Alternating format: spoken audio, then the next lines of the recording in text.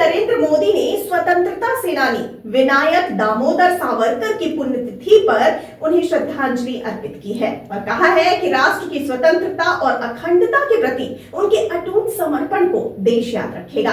PM ने x पर एक पोस्ट में कहा कि स्वतंत्रता आंदोलन में उनके अमूल्य बलिदान, साहस और संघर्ष को कृतज्ञ राष्ट्र कभी नहीं भूल सकता।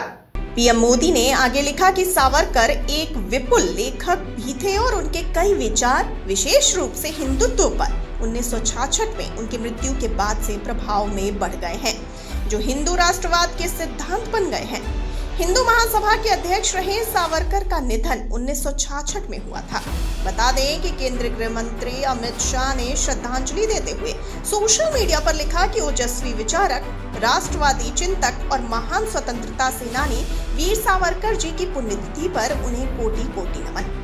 उन्होंने आगे लिखा कि मातृभूमि, स्वयं, संस्कृति और राष्ट्र प्रथम के लिए किस प्रकार त्याग और समर्पण की पराकाष्ठा तक पहुंचा जा सकता है, यह सावरकर जी ने अपने जीवन से बताया।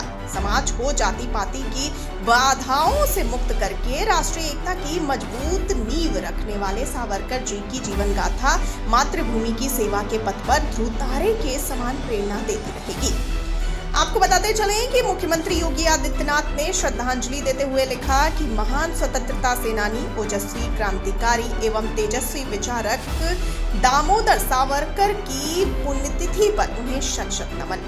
आगे लिखा कि उनका जीवन मां भारती की स्वतंत्रता और सांस्कृतिक पुनर्जागरण के प्रति अटूट समर्पण का प्रतीक है। उन्होंने राष्ट्रवाद, राष्ट्रहित और राष्ट्र धर्म का जो मंत्र दिया, वह आज हम सभी के लिए प्रेरणा स्रोत है। आगे आपको जानकारी के लिए बताते चलें कि वीर सावरकर का नाम भारतीय इतिहास में हमेशा से गर्व के साथ लिया जाता रहा है। हालांकि कुछ साल से देश में उनके नाम पर काफी विवाद छिड़ा हुआ है। कोई सावरकर को हीरो मानता है तो कोई विलन। इतिहास को पढ़ने के दौरान समझ में आता है कि जिस लिए सावरकर को माफी वीर कहा जाता है, असल में वो खत उन्होंने अपने साथी कैदियों की रिहाई के लिए दिया था। उन्होंने अंग्रेजों के आगे सिर कभी नहीं झुकाया और ना ही कभी खुद के लिए माफी मांगी। उन्होंने अंग्रेजों को लिखे खत में एक सिफारिश करते हुए कहा था कि मेरे बजाय मेरे साथी कैदियों की रिहाई को मंजूर किया जाए।